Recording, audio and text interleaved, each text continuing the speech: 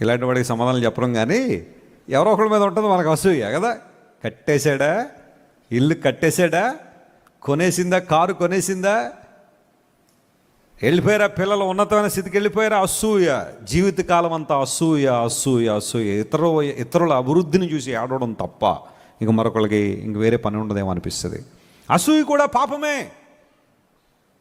నూతన నిబంధన టీచింగ్లో మీరు అసూయను విడిచిపెట్టాలన్నాడు దేవుని వాక్యంలో. ఎందుకోసం అంటే అసూయ ఒక క్యాన్సర్ లాంటిదే, తినేస్తూ ఉంటుంది నిన్ను, నిద్ర పట్టదు. అందరూ ఎలా ఉంటారంటలేదు కానీ కొంతమందికి రాత్రులు నిద్ర పట్టకపోవడానికి కారణం బహుశా అసూయనేమో. ఆలోచించండి ఒకసారి. తమకన్నా ఎవరైనా కొంచెం మంచిగా కనబడితే, తమకన్నా ఎవరైనా కొంచెం మంచిగా చదువుకుంటే, తమకన్నా ఎవరైనా కొంచెం మంచిగా దేవునిలో వాడబడితే, తమకన్నా ఎవరైనా దేవుని సేవలో కొంచెం ముందుకు పరిగెడుతుంటే అసూయ పడేవాళ్ళు అలాగే ఉంటారా? యోసేపును గోతులో దోసేసినట్టు